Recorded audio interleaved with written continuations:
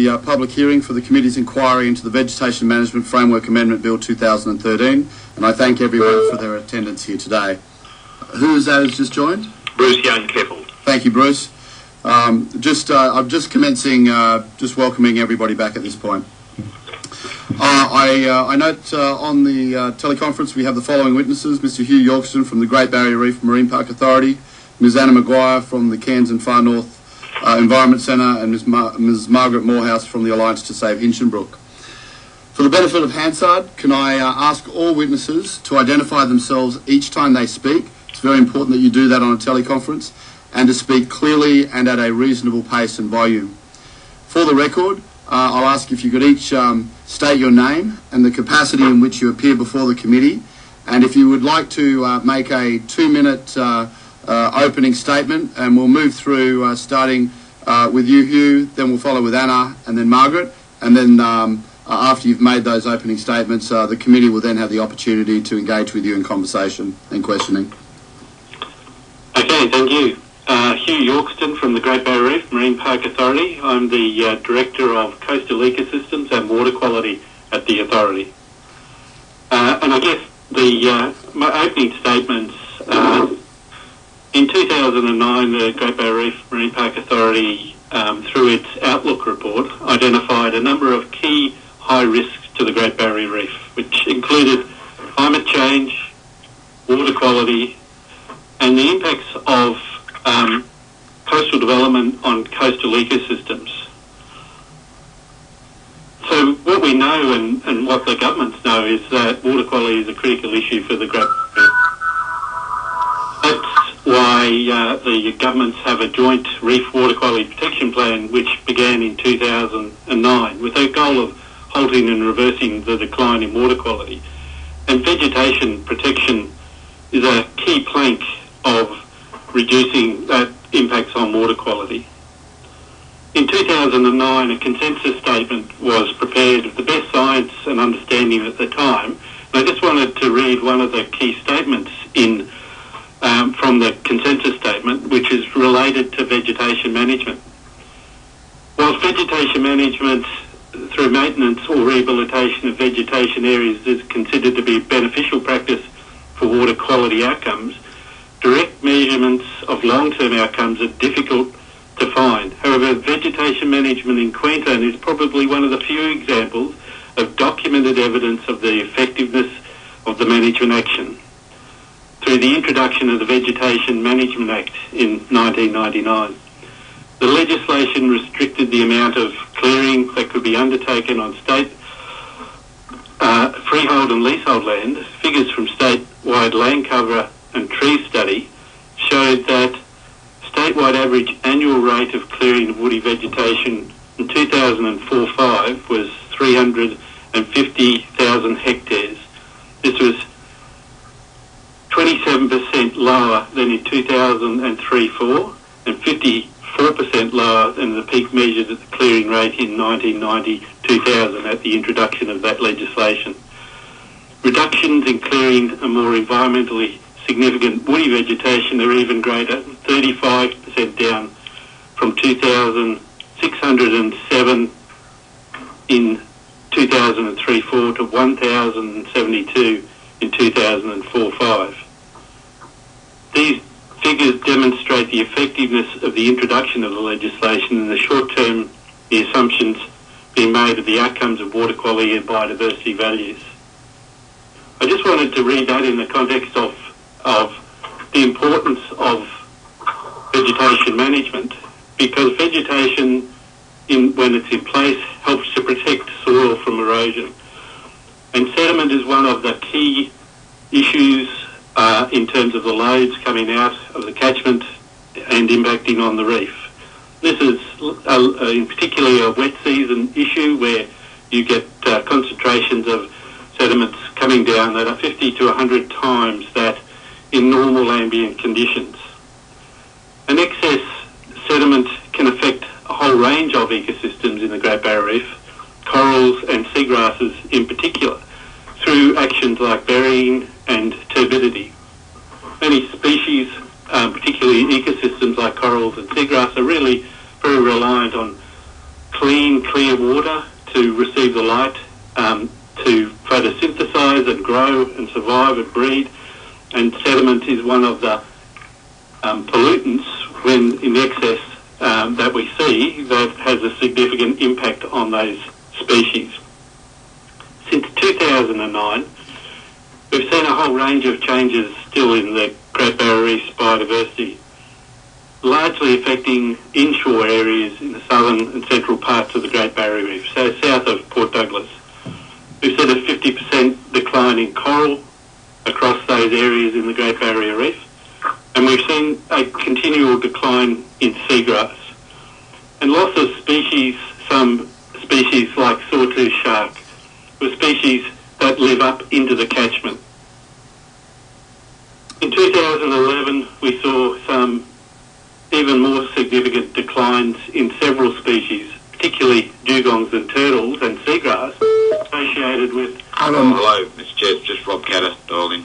Thank you, Rob. We've just got Hugh on the... he's just giving an opening statement, and I might use this opportunity, Hugh, just to... We can come back to these key points. There'll be other opportunities in there. Is there anything else you'd just like to briefly allude to in your opening remarks, then we might move on to a couple of the other members? Just one or two other things. I guess the important issue, I guess, is that we've seen these declines in particular in a difference between what we see in terms of intact systems north of Port Douglas and what we see in terms of modified and changed systems south of Port Douglas.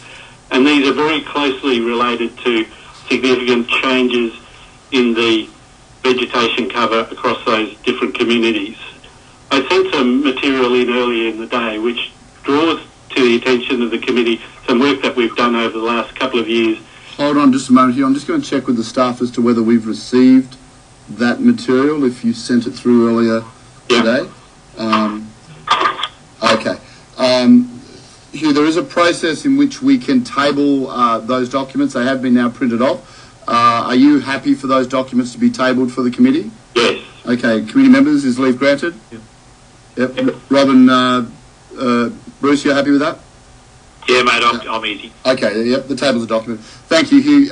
Continue, but I would like us to be able to... We will. I promise you, we will come back and give you the opportunity, but these are just the opening statements, that's all. That's right, and I guess the last part of the opening statement was just highlighting the importance of vegetation management in maintaining soil and ground cover, and I guess the other feature that I just wanted to highlight is that maintaining these systems is far more efficient and cost effective than trying to restore them. And it looks like we're about to enter into a bit of a program looking at the whole restoration of some of these systems that have been modified south of Port Douglas. Okay, thank you very much, Hugh. Anna, if we could move to you for an opening statement.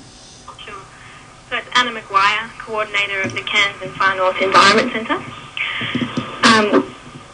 So the Vegetation Management Framework Amendment Bill causes us to have serious concerns for the future of Queensland's terrestrial biodiversity, as well as concerns about the long-term sustainability of Queensland's agricultural sector and the future health of the Great Barrier Reef.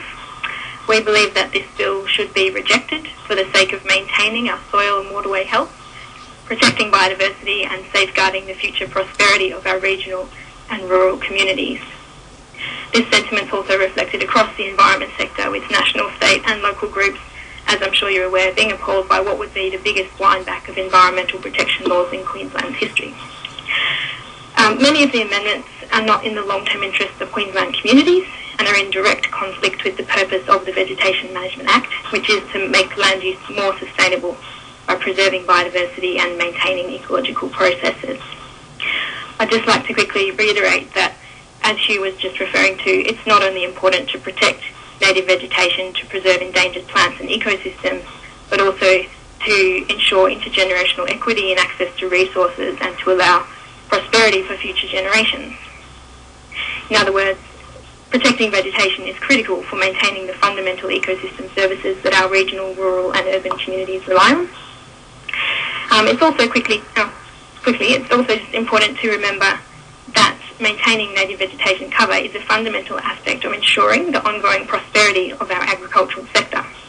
So vegetation obviously protects topsoil, maintains water quality in waterways, and it's really necessary for sustainable agricultural production in the long term. So further clearing of marginal farmlands won't make farming on that land more viable. Unfortunately, the outcome will be a degradation of that farmland as topsoil is lost, riverbanks erode, and water quality decreases.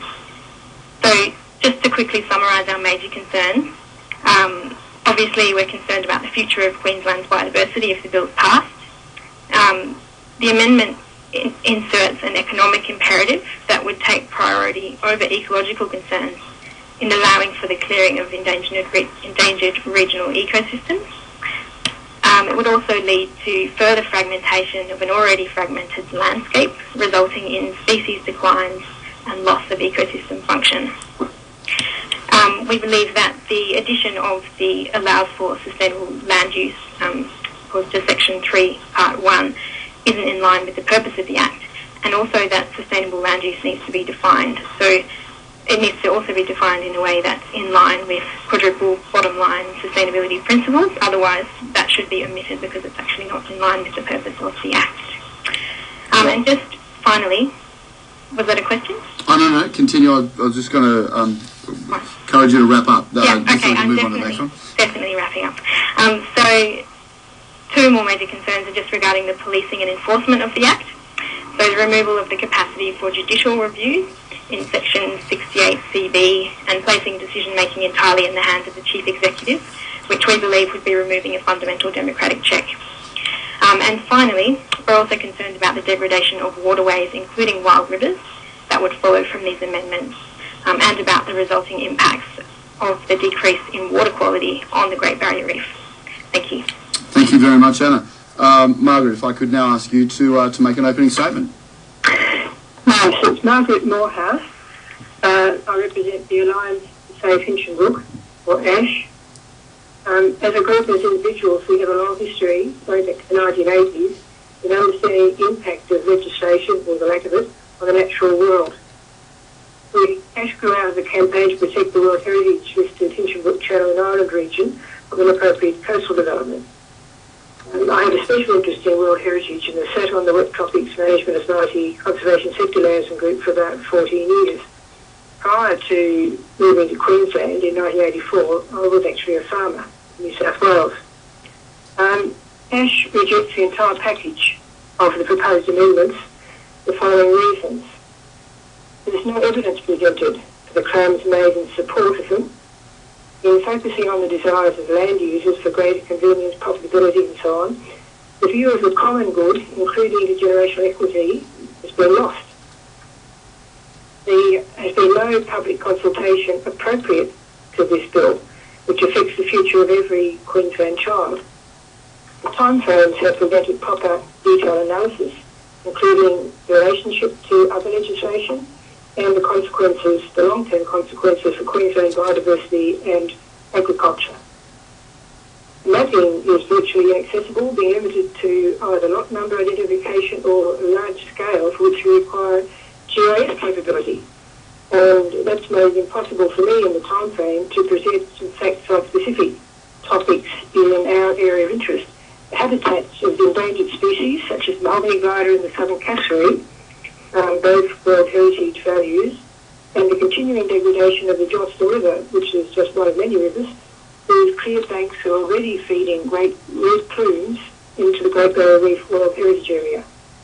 The stakeholder status has been limited to land user groups, denying public interest groups any input at that stage.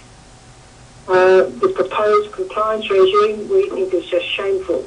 In a democratic country, you hardly expect to go back to such an archaic, unenlightened way of locking out public accountability and enshrining that in legislation.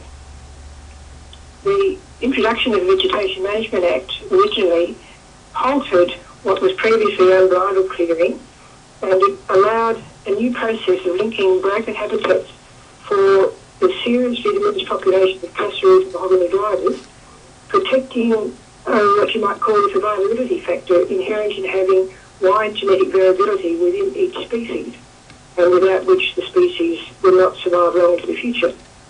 the ongoing work and expenditure of a multitude of organisations, companies and government departments who've been working towards linking the scattered habitat fragments will be lost overnight if this bill is passed. I have a list of companies, if anybody isn't, or those organisations who've been doing that work for mahogany gliders, and it goes from tourism, construction, forestry, groups like Terrain and conservation volunteers, even Aboriginal Corporation and so on. These projects rely totally on the management and protection of the little habitat that we've got and then building on that to link, to make existing habitat corridor safe and to expand on that corridor system. And without that, these species won't survive in the wild if these amendments go through. That's what's going to happen. All right, thank you for that, Margaret. Hugh, if I can just for the benefit of the committee, you made reference to a 2009 consensus statement. Are you able to provide us with who was you were quoting from that statement? I just for the benefit of the committee, if you're able to reference for us who was on that or who made that consensus statement. Hugh, are you still there? Yeah, sorry. The consensus statement was made by a number of peak scientists, a whole group of them as part of the preparation for the review of Reef Plan in 2009. And I can email a PDF of the document to you. That'd be wonderful. Thanks for that. It's just it'll just help us with our from the committee perspective. If I can just, Margaret, if I can just start with perhaps a question with you with regards to, you made reference to mapping, and the committee's heard during other hearings that it's held about the frustration that a wide group of people have had with the inaccuracies in the mapping. The evidence, I think, is that the herbarium's maps are in the vicinity of about 80% accurate, although in some cases I think we heard that may drop as low as 50%. Would you care to make comment on the accuracy of the mapping that's been undertaken today? I understand frustrations about mapping. One of the things that happens with mapping is that things on the ground can move. And getting that mapping actually ground truth is a long and painstaking process. What I was referring to just now was what was on the internet or what was available to people who wanted to put in a submission. Oh, okay. And the best I could get was a screen print from a staff member here in Townsville who kindly forwarded that to me. But trying to make sense of that is another story. Well, if I could then specifically ask you about experience today under the existing mapping arrangements, have you found them as frustrating, or have you been able to work effectively with the current maps? Both. You're a talented woman. Well, we too find it frustrating when the mapping doesn't show the true extent of where a habitat reaches to. And there are lines on paper that seem to develop a concrete reality, even though what's on the ground tells you something different. But that's going to happen with any mapping system because it's not set in concrete, and it is a huge undertaking to do the kind of mapping that's required.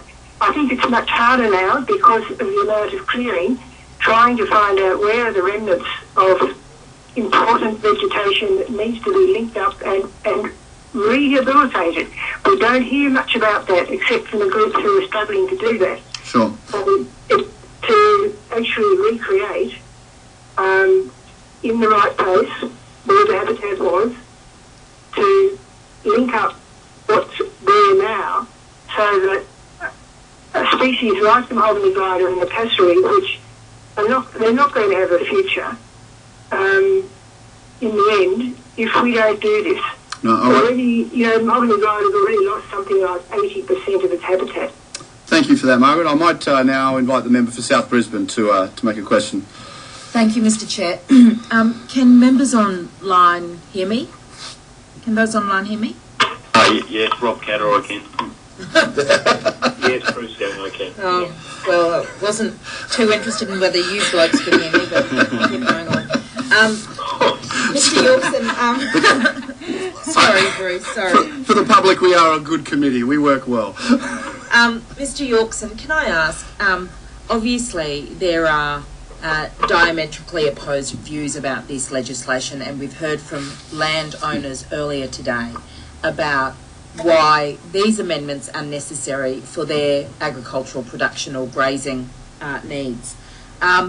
I know that the paddock to reef program has been somewhat successful in terms of reducing the runoff into the reef. Is there anything that within this legislation that both landowners and environmentalists or environmental peak organisations can come together around this framework amendment bill to, I guess, mitigate the effects of the vegetation clearing? I think there is, in the context of one of the things that we've done with our work in recent times is tried to look at the functionality of the systems, which is what we've modified, I guess, through things like vegetation management and intensive agricultural activities, those sorts of things, and that we haven't taken account of the changes that those modifications to the functions of the systems, which comes back down to a bit of that discussion earlier about the ecosystem services that we take for granted. There are lots of opportunities through the programs like Reef Rescue to restore habitat connections, and there's been money being spent on doing that through riparian rehabilitation and wetland protection. But I guess the main issue here is that often those are much less effective and much more costly than actually just maintaining systems in a healthy, functional way. And there's lots of work which was done early on in the vegetation management planning program which did look at that issue of functionality and maintaining functions in the landscape. And I guess that is what is one of the unknowns in some of the potential changes to the legislation and how that will affect those maintaining functionality. And a good example is some of the issues raised earlier about ensuring that we maintain riparian areas that help to maintain healthy streambank systems, that help to ensure that that vegetation is left in place to minimise erosion. So there are a range of actions that people know and have been doing that will support both healthy, productive agricultural systems, but also maintaining the biodiversity of the environment in which those activities are taking place. Unfortunately, I think there are moves afoot to remove those provisions from the Water Act in terms of the riparian vegetation permits. So that, of course, would be of concern. I think I heard your submission to the AREC Parliamentary Committee, which I sit on. Yeah, and that's right. And those are key areas that will be important if the governments, in their commitment to maintain and help and reverse the decline in water quality, are actually going to be able to achieve that. Yep. I'm just, gentlemen, if I can, I'm just trying to seek. I don't have the notes here exactly with me, but I believe in the Minister's second reading speech he made some reference to that there would be continued protection around riparian areas, and I think we were talking 50 to 100 metres would be in place. And I seem to remember some submissions where cane growers were making some concerns about those remaining in place. Could I get your views as to whether that is sufficient, whether it's effective, or whether it needs to be changed?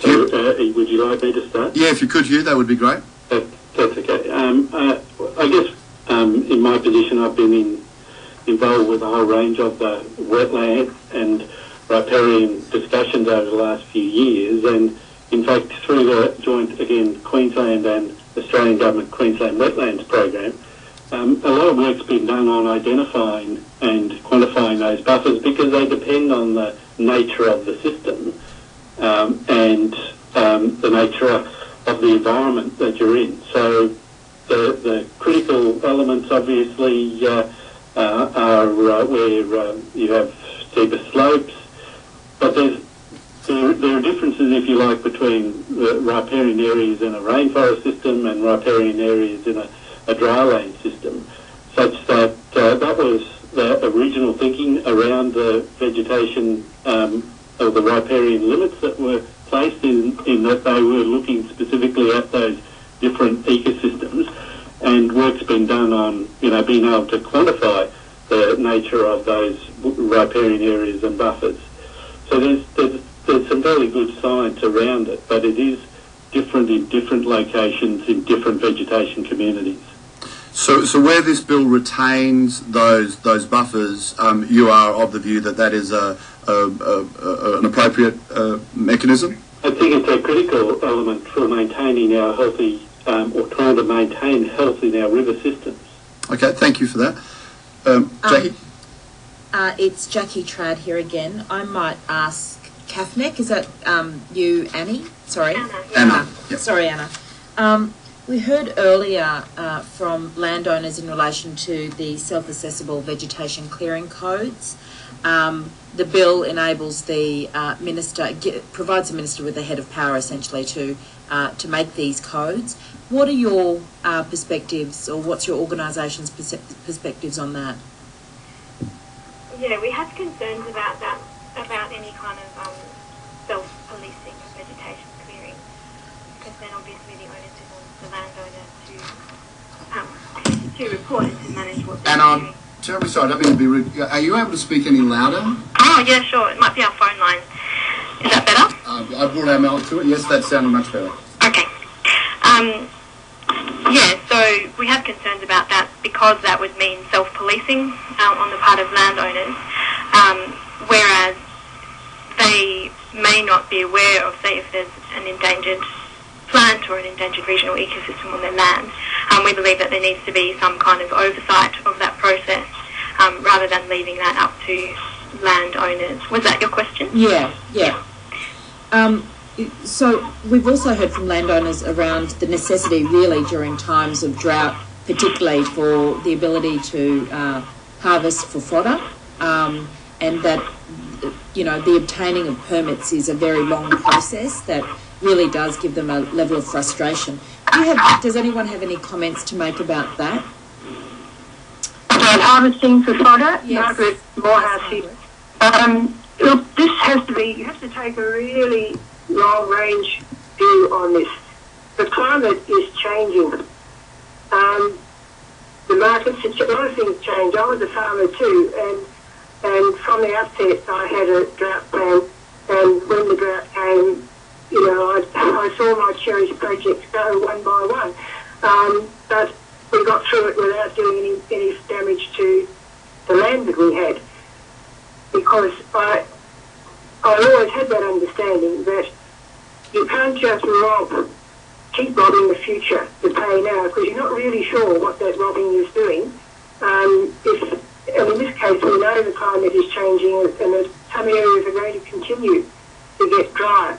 When people are farming marginal land, I know it's heartbreaking when you're faced with, look, maybe this isn't viable anymore, or maybe we need to do something different, but you can't go on carrying that many stock in the hopes that you can get them through the next year or two on harvested fodder. And when you say harvested, you really have to define that very, very carefully.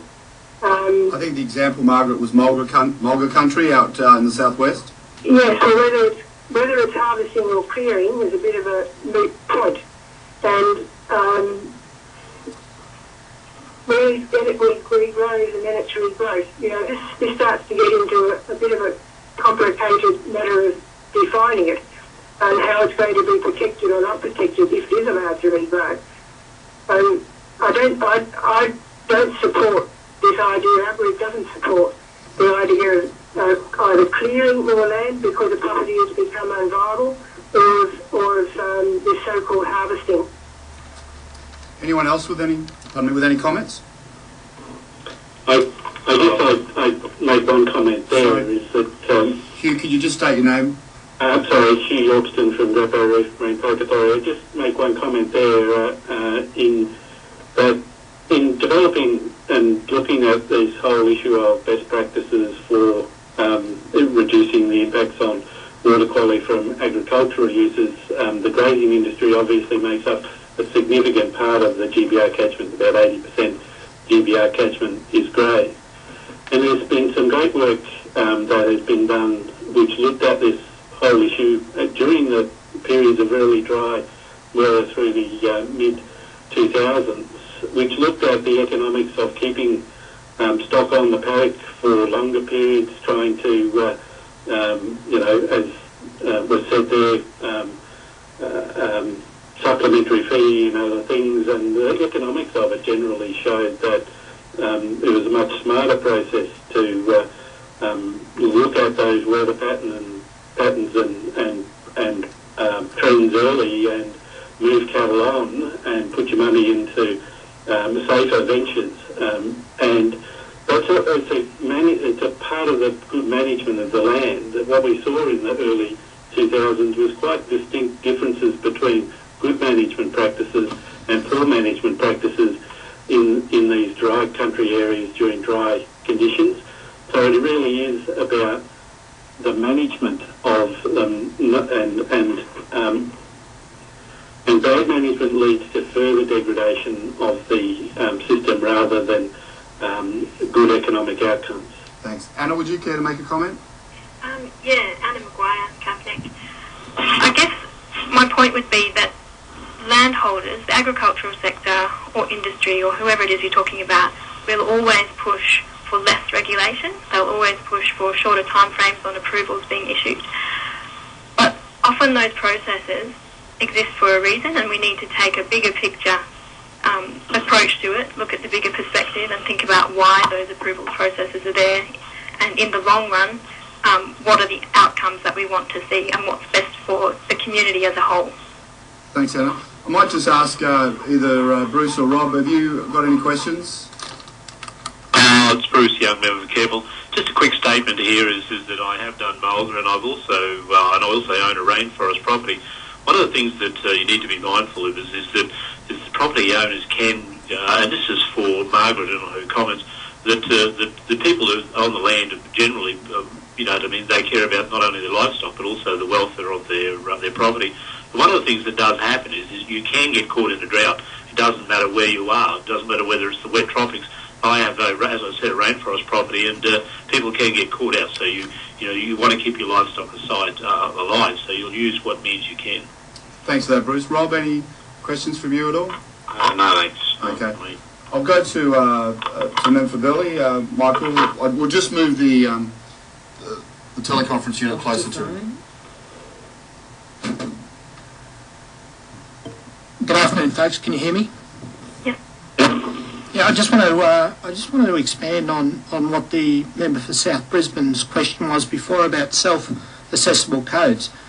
We've heard from many of the farmers that have been in and given us evidence that the 2009 Vegetation Management Act, for the want of a better word, tied their hands behind their backs. They're telling us that they were very limited in the amount of clearing that they could do for things like clearing their fence lines, or we've already discussed fodder harvesting, but say clearing a bit of land to dig a trench to put a irrigation pipe in to improve their land. You seem to be opposed completely to self-assessable codes, if I've read you right. Is there anything that would be acceptable to you as far as self-assessable codes and farmers making their own decisions about what they can and can't do with their own land? They tell us that they love their land and they want it to nurture it and grow it. So is there anything that they could do self-assessable from your point of view? Hello, it's Margaret Morehouse here. Look, I think the problem with the whole coasting is that there's no detail. And codes like that have to be very carefully spelled out in great detail so that everybody's very clear about where the limits to the self-assessment are. Thank you, Margaret. Hugh or Anna, would you care to make comment? Yeah, I'm happy to make comment there. Hugh Yorkston, Great Barrier Reef Marine Park Authority. We're definitely not against self-assessable codes where the limits of those can be easily prescribed. Thank you, Hugh. Anna? Oh, no, just agree with Margaret's comments. Okay. Hugh, if I could pick up on that, we, with the earlier session today, we put forward a statement, I guess, and asked people's views on it, in that in light of what's occurred under, to date with the Vegetation Management Act and the way in which that has educated and brought about changes with people's land use, do you feel that a self-assessment code now is achievable because people are better educated and would be able to act more appropriately? Again, I guess it depends on the nature of the activity. And when I said that there are a number of activities which are easily, I think, definable and self-assessable, one of those is clearly fence lines and fire breaks and the size that they can be, and those sort of things are fairly easily described. I think one of the challenges comes into the context when you start thinking about broad-scale clearing, and I wouldn't call those broad-scale clearing activities. I call them operational, farm-based activities. And it's the broad-scale activities that have potential to be have significant environmental impacts because of the nature of the vegetation that you might be clearing. I'll give you an example of that in that I was involved with some of the vegetation planning in the Ironsley uplands and some of the clearing in particular country like Blackwood country, which sits on particular soils which can be very erodible, can lead to, being in that country, can lead to very significant erosion, gullying problems. And those are what the research, the work and research over the last 5 to 10 years have shown, the significant sources of sediment flowing into our river systems, disrupting the biological and the ecological processes and ending up causing problems in the downstream end of the Great Barrier Reef. So there are a range of actions that can be easily self-assessable. It's when you get into the broader scale clearing activities where the farmer is very unlikely to be able to have access to a range of the information that decisions need to be made on, whether it's a sensible thing economically and environmentally for him to do. All right, thank you for that. Could I just say something there? It's Margaret Morehouse. Of course, it's not that this clearing for fence lines and so-called minor things, whether it's not that it's illegal, it's that you need to get a permit. And there's nothing wrong with that fundamentally. It might be a nuisance. It's a nuisance when we have to go and get a driving licence, but we have to do it, and there's a good reason for it. Even that so-called minor clearing along fence lines and so on.